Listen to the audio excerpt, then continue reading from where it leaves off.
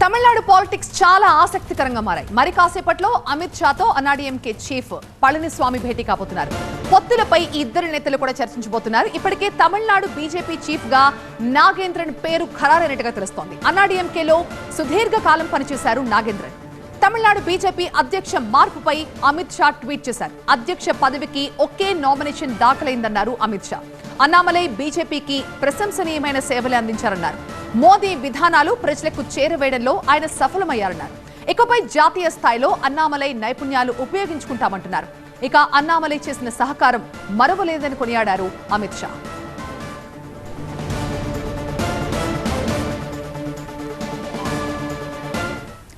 Tamil Nadu BJP అధ్యక్ష మార్పుకు సంబంధించి మరింత సమాచారం మా ప్రతినిధి మురళి మనకి లైవ్ లో అందిస్తారు. మురళి,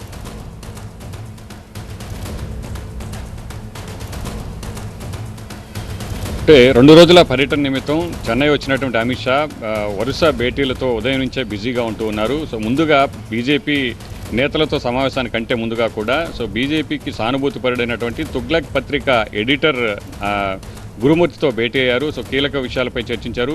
రాష్ట్రంలో పరిస్థితులు ఏ విధంగా ఉన్నాయి, పొత్తులకు సంబంధించి ఎలా ముందుకు వెళితే బాగుంటుందన్నటువంటి అభిప్రాయాలు కూడా తీసుకున్నారు. ఆ తర్వాత ఆయన బస చేస్తున్నటువంటి ఐటీసీ చోలా హోటల్కి చేరుకున్నారు. అక్కడ బీజేపీ నేతలతో సమావేశమయ్యారు. ఒకవైపు అమిత్ షా వరుస భేటీలు కొనసాగుతుండగానే మరోవైపు తమిళనాడు రాష్ట్ర అధ్యక్షుడి ఎన్నిక కోసం నామినేషన్ కూడా దాఖలైంది. అయితే ముందుగా అనుకున్నటువంటి విధంగానే నైనార్ నాగేందర్ ఒక్కరు మాత్రమే నామినేషన్ వేశారు. అంటే దాదాపు నైనార్ నాగేందర్ అధ్యక్షుడిగా కన్ఫామ్ అయినట్టే తాజా పరిణామాలు బట్టి మనకు తెలుస్తుంది. ఆ తర్వాత అమిత్ షా చేసిన ట్వీట్ని బట్టి కూడా మనం చూస్తే ఈ పేరు అనేది దాదాపు కన్ఫామ్. నైనార్ నాగేందర్ గతంలో ఏడీఎంకేలో పనిచేశారు. దేవర్ కమ్యూనిటీకి సంబంధించినటువంటి నేతగా, ఆయనకు మంచి పట్టున్నటువంటి నేతగా ఆయన్ని బీజేపీ చూస్తోంది. అందుకోసమే ఆయన బీజేపీ రాష్ట్ర అధ్యక్షుడిగా ఎన్నిక చేసినట్టు మనం భావించాలి. మరోవైపు ఈపీఎస్ అంటే ఏడీఎంకే బీజేపీ రెండు కలిసి ప్రధాన పార్టీలుగా ఈ పొత్తులో ఉంటున్నటువంటి నేపథ్యంలో ఈపీఎస్ పళనిస్వామి గౌండర్ కమ్యూనిటీకి సంబంధించి తమిళనాడులో చూస్తే గౌండర్, దేవర్ ఈ రెండు కమ్యూనిటీలే బలమైనటువంటి సామాజిక వర్గాలుగా ఉంటూ ఉన్నాయి. బలమైనటువంటి ఓటు బ్యాంకు కలిగినటువంటి నేపథ్యంలో ఈ ఇద్దరి కలయిక బీజేపీ ఏడీఎంకేతో పాటు బలమైనటువంటి సామాజిక వర్గం నేతలు కావడంతో తమకు కలిసి వస్తుందన్నటువంటి ధీమాలో బీజేపీ ఉంది. అందులో భాగంగానే ఎంపిక అనేది జరిగినట్టుగా కూడా మనం చూడాల్సి ఉంది. మరోవైపు గతంలో చూసాం బీజేపీ ఇక్కడ ఒంటరిగా పోటీ చేసింది. ఇటీవల జరిగినటువంటి పార్లమెంట్ ఎన్నికలు ఒక్క స్థానం కూడా బీజేపీకి దక్కలేదు. గతంలో ఏడీఎంకేతో కలిసి పొత్తుగా ప్రజల్లోకి వెళ్ళినప్పుడు 75 స్థానాలను ఏడీఎంకే ఎన్డీఏ కూటమి గెలుచుకుంటే 4 స్థానాలను గెలుచుకుని ప్రాతినిధ్యం అనేది తమిళనాడు అసెంబ్లీలో బీజేపీకి సాధ్యమైనటువంటి పరిస్థితి. ఈసారి ప్రాతినిధ్యం కాదు, అధికారం లక్ష్యంగా బీజేపీ పావులు కదుపుతోంది. అందులో భాగంగానే పొత్తులు వేగంగా, ఇంకా ఏడాది సమయం ఉంది. వచ్చే ఏడాది మార్చిలో ఎలక్షన్లు జరగబోతున్నాయి. ముందు నుంచే కూడా పొత్తులను కుదుర్చుకొని ప్రజల్లోకి వెళ్లాలన్నటువంటి ఉద్దేశంతోనే ముందుగానే ఈ పొత్తుల అంశంపై చర్చలు అనేవి జరుగుతున్నాయి. ఎడప్పాడి పళనిస్వామి కూడా అమిత్ షా బస చేస్తున్నటువంటి హోటల్ వద్దకు చేరుకున్నారు. భేటీ అనేది మొదలైంది. ఇరు పార్టీల నేతలు కూడా అమిత్ షా నేతృత్వంలోనే రెండు పార్టీలకు సంబంధించినటువంటి పొత్తు అంశాలపై చర్చిస్తూ ఉన్నారు. అవ్వబోతున్నట్టుగానే పరిస్థితులు కనిపిస్తున్నాయి. బట్ వాట్ అబౌట్ అన్నామలై ఇన్నాళ్లు చేసిన సేవల్ని మర్చిపోలేం, ఇకపై ఆయన జాతీయ స్థాయిలో ఆయన నైపుణ్యాలని ఉపయోగించుకుందాం అనుకుంటున్నామని అమిత్ షా అన్నారు. అంటే జాతీయ స్థాయిలో ఆయనకి ఎవరన్నా పెద్ద పదవి కట్టబెట్టబోతున్నారా ఏంటి? ఆయన సంగతి ఏం చేస్తున్నారు? అంటే దానికి సంబంధించి అమిత్ షా ట్వీట్ చేసినటువంటి నేపథ్యంలోనే జాతీయ రాజకీయాల్లో ఆయన సేవలు వినియోగించుకోబోతున్నామని చెప్పినటువంటి సందర్భం కూడా మనం చూసాం.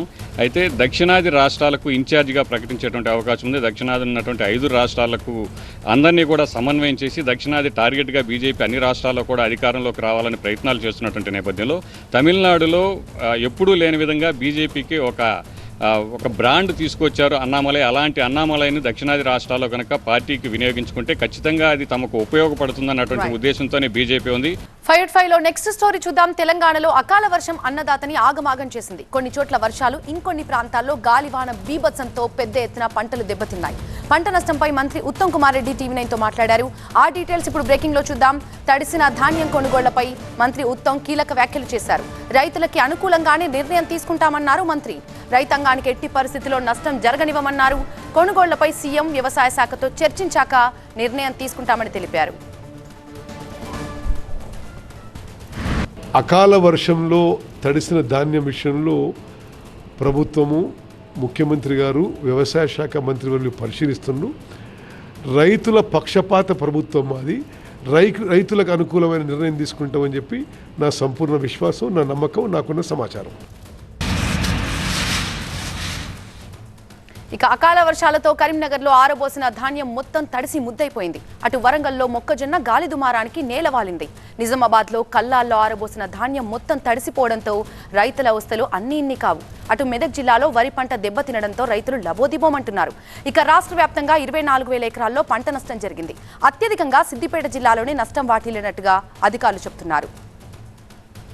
సిద్దిపేట జిల్లా ఇబ్రహీం నగర్లో మంత్రులు తుమ్మల, శ్రీధర్ బాబు, పొన్నం ప్రభాకర్ పర్యటించారు. అకాల వర్షాలకు నష్టపోయిన పంటలని పరిశీలించారు మంత్రులు. రైతులతో మాట్లాడి నష్టపోయిన పంటలకి సంబంధించినటువంటి వివరాలని అడిగి తెలుసుకున్నారు. రైతాంగానికి ప్రభుత్వం అండగా ఉంటుందని, ఎవరూ అధైర్యపడొద్దని భరోసా ఇచ్చారు మంత్రులు.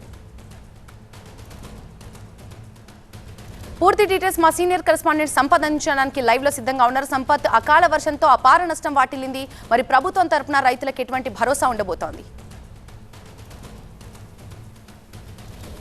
అంటే ప్రకృతి మాత్రం అన్నదాత పైన పగబట్టింది. ఉదయం పూట తీవ్రమైన ఎండలు, రాత్రిపూట ఒకేసారి ఈదురుగాలు, భారీ వర్షాలు. అంటే తెలంగాణ వ్యాప్తంగా కూడా అకాల వర్షాలు కురిశాయి. దీంతో పెద్ద ఎత్తున పంటకైతే నష్టం వాటింది. ఇప్పటికే అధికారులు రంగంలోకి దిగి ప్రాథమిక అంచనా వేస్తున్నారు. అదేవిధంగా ఈరోజు ఉదయం నుంచి కూడా టీవీ9లో వరుస కథనాలు కూడా మనం ప్రసారం చేస్తున్న విషయంలో ప్రభుత్వం కూడా స్పందించింది. చాలా ప్రాంతాలు కూడా ఐకేపీ కేంద్రాలు ఇంకా ఏర్పాటు చేయలేదు. రైతులు ఇబ్బంది పడుతున్నారు. గత 15 రోజుల నుంచి కూడా వరి కోతలు మొదలైనప్పటికీ ఇంకా ఐకేపీ కేంద్రాలు ఏర్పాటు చేయాలి. ఈరోజు ఉత్తమ్ కుమార్ రెడ్డి కూడా స్పష్టమైన హామీ ఇచ్చారు. ఎక్కడైతే అవసరం ఉంటుందో అక్కడ ఖచ్చితంగా ఐకేపీ సెంటర్ను ఏర్పాటు చేస్తామని హామీ ఇచ్చారు. అదేవిధంగా తడిసిన వరిధాన్యాన్ని ఖచ్చితంగా కొనుగోలు చేస్తాము, తేమ శాతంతో సంబంధం లేకుండా కొనుగోలు చేస్తామని ప్రభుత్వం అయితే హామీ ఇచ్చింది. నిన్న చాలా వరకు ఇటు కరీంనగర్ జిల్లా, నిజామాబాద్, ఉమ్మడి మెదక్ చాలా ప్రాంతాల్లో పెద్ద ఎత్తున వరి పంటకు నష్టం వాటిని. అదేవిధంగా కూడా ఎక్కడెక్కడ వరిధాన్యం పూర్తిగా తడిసిపోయిన పరిస్థితి కనబడుతుంది. ఎందుకంటే ఒక ఉదయం అంతా ఎండగొట్టి అకాల వర్షం వచ్చిన నేపథ్యంలో రైతులు కూడా పంటను కాపాడడానికి చాలా ప్రయత్నాలు చేస్తున్నప్పటికీ ఈ 3-4 రోజులు కూడా పెద్ద ఎత్తున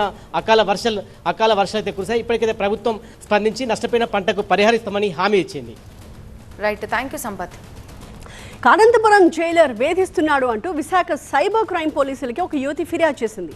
ఆన్లైన్లో న్యూడ్ కాల్స్ చేయాలని వేధిస్తున్నాడని, పెద్దాపురం సబ్ జైల్లో డిప్యూటీ జైలర్గా ఉన్న టైంలోనే సుబ్బారెడ్డి వేధింపులకు గురి చేశాడని యువతి ఆరోపించింది.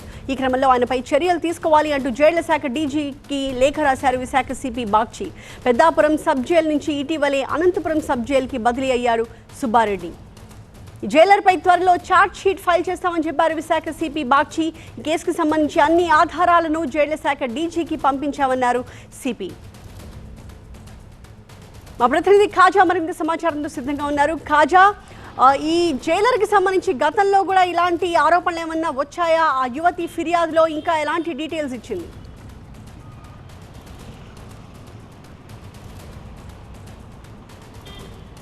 ప్రస్తుతానికి పోలీసులు అన్ని కోణాల్లో దర్యాప్తు చేస్తున్నారు. అయితే ఒక మహిళకు సోషల్ మీడియాలో వేధింపులకు గురి కాకుండా న్యూడ్ కాల్స్ చేయాలని వేధిస్తున్న నేపథ్యంలో అతనిపై కేసు నమోదైంది. ఆ కేసు ఇన్వెస్టిగేషన్ భాగంగా ఉండగానే ఒకసారిగా ఆ జైలర్ చింతపల్లి వెంకటనారాయణ సుబ్బారెడ్డి అక్కడ నుంచి అబ్స్కాండ్ అయ్యాడు. దీంతో పోలీసులు వెతికినా సరే ఫలితం లేకపోయేసరికి అతను మరోవైపు అతను యాన్సిప్టరీ బెయిల్ కూడా తీసుకున్నాడు. ఆ తర్వాత ఈ నెల 9వ తేదీన పోలీసుల ముందు సరెండర్ అయ్యాడు. దీంతో 41 నోటీస్ పంపించారు. అయితే ఇంకా ఎవరైనా బాధితులు ఈ జైలర్ బారిన పడిన వారు ఉన్నారా అనే కోణంలో పోలీసులు ఇప్పుడు ప్రత్యేకంగా దృష్టి సారించారు. ఎందుకంటే మహిళలు ఎవరైనా ఎటువంటి వ్యవహారాల్లో చిక్కుకుంటే బయటకు వచ్చి నేరుగా ఫిర్యాదు చేసేందుకు సాహసించారు. ఇందులో భాగంగానే ఈ మహిళ కూడా తొలుత ఆమె ధైర్యం చేయలేదు. ఆ తర్వాత భర్త ధైర్యం చెప్పడంతో నేరుగా పోలీస్ స్టేషన్కు రాకపోయినప్పటికీ నేరుగా సిపికి ఫోన్ చేయడంతో సిపి స్వయంగా ఈ కేసును టేకప్ చేశారు. దీంతో సైబర్ క్రైమ్ పోలీసులకు అప్పచెప్పి అక్కడ కేసు నమోదు చేసిన తర్వాత బిఎన్ఎస్ 78 పార్ట్ 1, 2తో పాటు 79 సెక్షన్ కింద కేసు నమోదు చేయడంతో పాటు ఐటీ యాక్ట్ కింద కేసు నమోదు చేసి దర్యాప్తు చేశారు. ఇందులో భాగంగానే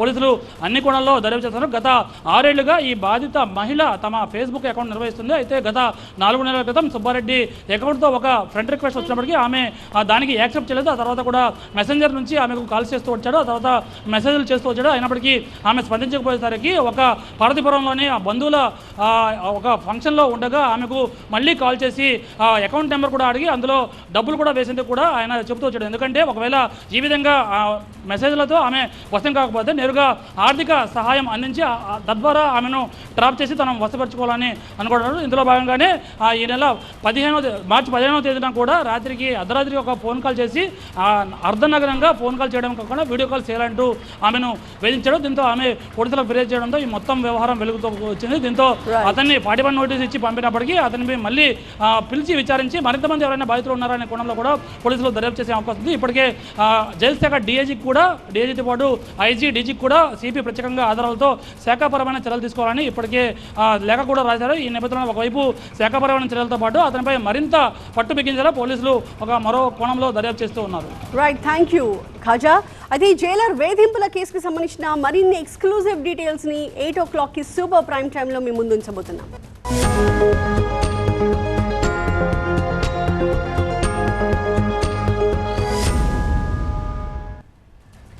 ప్రైవేట్ ఫైల్లో 4th టాపిక్ చూద్దాం. లష్కర్ ఉగ్రవాది తహ్వూర్ ఠాణాని విచారిస్తున్నారు ఎన్ఐఏ అధికారులు. నిన్న అమెరికా నుంచి ఢిల్లీకి రాణా తరలింపు జరిగింది. ఢిల్లీ ఎన్ఐఏ కార్యాలయంలోని స్పెషల్ సెల్లో ఇంట్రాగేషన్ చేస్తున్నారు. రాణాని 18 రోజుల ఎన్ఐఏ కస్టడీకి అప్పగించింది కోర్టు. ఐఎస్ఐ సంబంధాలతో ఉన్నాయి అంటూ కూడా వారు ఆరా తీస్తున్నారు. పాక్ కుట్రని గుట్టురట్టు చేస్తున్నారు రాణా. ప్రతిరోజు 2 విడతల్లో రాణా విచారణ జరగనుంది.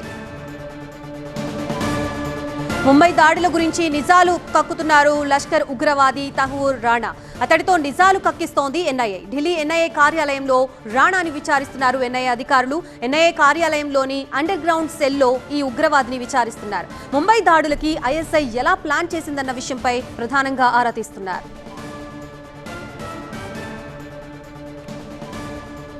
ఇదే అంశానికి సంబంధించి మనకి పూర్తి అప్డేట్స్ ఇవ్వడానికి మా అసోసియేట్ ఎడిటర్ మహాత్మా సిద్ధంగా ఉన్నారు. మహాత్మా, తహ్వూర్ రానాను ఎన్ఐఏలో ఒక స్పెషల్ సెల్, అదే హై సెక్యూరిటీ సెల్గా మనం చెప్పుకోవచ్చు, ఆ సెల్లో ఉంచి విచారణ జరుపుతున్నారు. 14x14 డైమెన్షన్స్లో ఈ సెల్ ఉంటుంది. 24 గంటల పాటు అక్కడ గార్డ్ ఉంటారు, సీసీటీవీ పర్యవేక్షణ ఉంటుంది.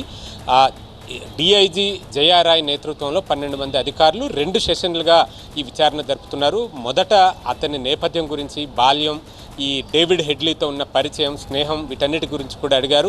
ఒక వైద్యుడై ఉండి ఉగ్రవాదిగా మారడం, ఉగ్రవాద కార్యకలాపాలకు సహకరించడం వెనుక కారణం ఏంటో తెలుసుకునే ప్రయత్నాలు చేశారు. ఈ నేపథ్యం గురించి తెలుసుకుంటే అతను ఉగ్రవాదం వైపు ఎందుకు ఆకర్షితుడయ్యాడన్నది కూడా తెలుసుకునే అవకాశం ఉంటుంది. పైపెచ్చు భారత్ మీద అంత విషం కక్కడానికి, ఎందుకంటే ఈ 2008 నవంబర్ 26న ఈ మారణ హోమం జరిగిన తర్వాత కొన్ని కన్వర్జేషన్స్ బయటకు వచ్చాయి. అందులో భారతీయులకు ఇది జరగాల్సిందే అన్న మాట రాణా ఉపయోగించారు. సో అంతటి అక్కసు, అంతటి ద్వేషం భారతీయుల మీద ఎందుకుంది, ఇవన్నీ తెలుసుకునే ప్రయత్నం చేశారు. ఇక నెక్స్ట్ కేసు ఇన్వెస్టిగేషన్ పరంగా చూసుకుంటే ఆ మారణ హోమం జరగడానికి కొద్ది రోజుల ముందు ఈ రాణా ఇండియాలో పర్యటించాడు. అతని స్నేహితుడు డేవిడ్ హెడ్లీకి తన కార్యాలయం ఒక ఇమ్మిగ్రేషన్ ట్రావెల్ ఏజెన్సీ కన్సల్టెన్సీ చొప్పున ఒకటి ఏర్పాటు చేసి అందులో మేనేజర్గా చూపిస్తూ ఒక ఫేక్ వీసాని అతనికి ప్రొవైడ్ చేసి ఇక్కడికి రెక్కి నిర్వహించడానికి సహకరించాడు. సో ఆ భారత్లో ఉన్న ఆ సమయంలో ఎవరెవరిని కలిశారు, వీరికి వెనకాలండి సహకరించింది ఎవరు, సరిగ్గా ఈ దాడి జరగడానికి కొద్ది రోజుల ముందే భారత్ వదిలి వెళ్ళిపోయాడు. సో ఇదంతా కూడా ఇన్వెస్టిగేషన్లో తెలుసుకునే ప్రయత్నాలు చేస్తున్నారు. ఐఎస్ఐలో ఆనాడు ఉన్న మేజర్ ఇక్బాల్, అలాగే మరొక సమీర్ అలీ అనే అధికారితో జరిపిన కన్వర్జేషన్స్, రియల్ టైమ్ కమ్యూనికేషన్ సిస్టమ్ను కూడా బయట పెట్టారు. ఒక హాట్ లైన్ ద్వారా మాట్లాడుకున్నారని చెప్పి దాడులు జరుగుతున్నప్పుడే వీటన్నిటి గురించి కూడా ప్రస్తుతం విచారణ జరుపుతున్నట్టుగా తెలుస్తోంది. మొత్తం 18 రోజుల పాటు ప్రశ్నించనున్నారు. దానికి తగిన ప్రశ్నావళిని కూడా వీరంతా సిద్ధం చేసుకుని ఈ ఇంట్రాగేషన్ నిర్వహిస్తున్నారు. Right, thank you for the update Mahatma. Kadapa జిల్లా ఒంటిమిట్టలో కొలువైన కోదండరాముడి కళ్యాణానికి సర్వం సిద్ధమైంది. మరికొద్ది నిమిషాల్లో సీతారాముల కళ్యాణ మహోత్సవం కన్నుల పండుగ జరగనుంది. ఇప్పటికే కళ్యాణ ప్రాంగణానికి సీతారాముల ఉత్సవ విగ్రహాలు చేరుకున్నాయి. ఎదుర్కోల ఉత్సవం వైభవంగా నిర్వహిస్తున్నారు.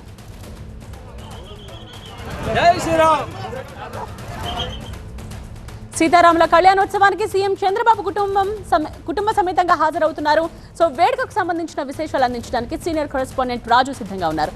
రాజు, ఈ కళ్యాణ తంతు ఎప్పుడు మొదలవుతుంది, ఎప్పటి వరకు జరుగుతుంది, అలాగే ముఖ్యమంత్రితో పాటు భక్తులు ఎంతమంది పాల్గొనబోతున్నారు?